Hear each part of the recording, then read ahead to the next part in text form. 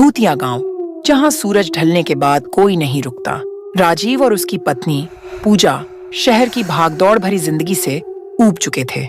एक दिन उन्हें खबर मिली कि एक छोटा सा गांव रुद्रपुर पहाड़ों के बीच छुपा हुआ है, जहां वे शांति से कुछ दिन बिता सकते हैं। वहां जाने से पहले उन्हें एक अजीब बात बताई गई। इस गांव में सूरज ढलने के बाद कोई नहीं रुकता। राजीव को यह अंधविश्वास लगा। वह हंसते हुए बोला, गांव वालों की पुरानी कहानियां होंगी, हम रुकेंगे और खुद देखेंगे कि सच क्या है। पूजा थोड़ी सहमी, लेकिन वह राजीव के फैसले के साथ गई।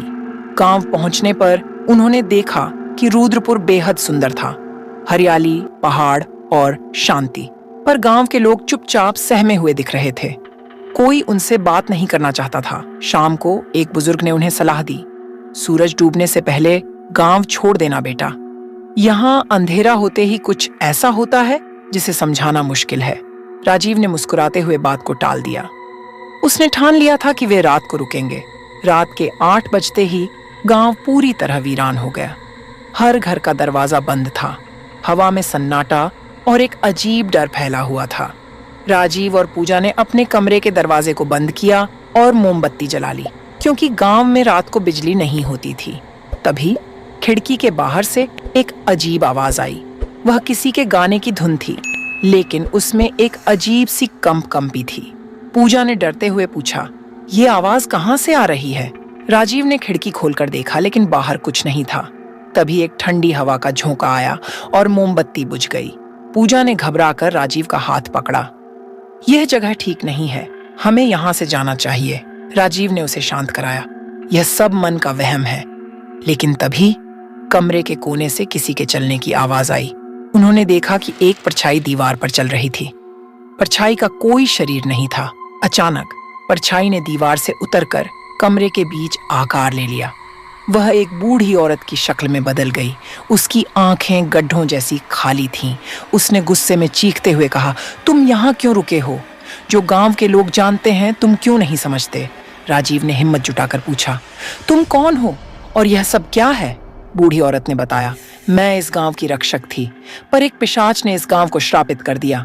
जब सूरज ढलता है तो वह पिशाच जागता है और उन लोगों को मार देता है जो गांव में रहते हैं। पूजा ने डरते हुए पूछा, हम कैसे बच सकते हैं? बूढ़ी औरत ने कहा, जब घंटी बजेगी तब तक भाग जाओ, लेकिन अगर उसने तुम्हें देख लिया तो बचने का कोई रास्ता नहीं होगा। तभी गांव के मंदिर से घंटी बजने की आवाज आने लगी। बूढ़ी औरत गायब हो गई। राजीव और पूजा ने सामान उठाया और गांव छोड़ने के लिए भागे, पर रास्ता घना जंगल था। अंधेरे में उन्हें कदम रखने में भी डर लग रहा था। तभी झाड़ियों के पीछे से एक चीख सुनाई दी। राजीव ने टॉर्च की रोशनी डाली तो एक बड़ा काला साया उनके सामने खड़ा था। उसकी आंखें लाल अंगारों की तरह चमक रही थीं। वह पिशाच था। पिशाच ने गरजते हुए कहा, कोई इस गांव से नहीं भाग सकता। उसने हमला किया, लेकिन राजीव ने एक लकड़ी का डंडा उठाकर उसे रोकने की कोशिश की। डंडा पिशाच के शरीर से टकराया, लेकिन वह पिघल गया। पूजा ने डरते हुए कहा, हम मरने वाले हैं। उसी समय राजीव के दिमाग में बूढ़ी औरत की बात याद आई। उसने कहा था कि मंदिर की घंटी के समय भागने से उन्हें बचने का रास्ता मिलेगा।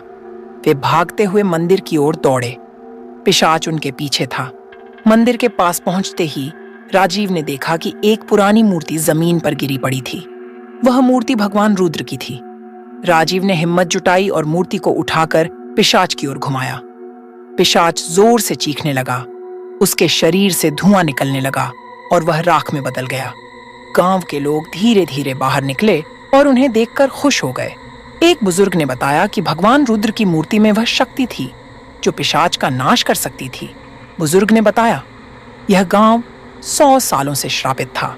हर साल कोई न कोई बाहरी व्यक्ति इस श्राप का शिकार होता था। तुमने जो किया वह एक चमत्कार है। राजीव और पूजा ने राहत की सांस ली। उन्होंने मूर्ति को मंदिर में फिर से स्थापित कर दिया। गांव के लोग उनके आभारी थे। श्राप टूट चुका था और गांव में रात को भी रोशनी होने लगी।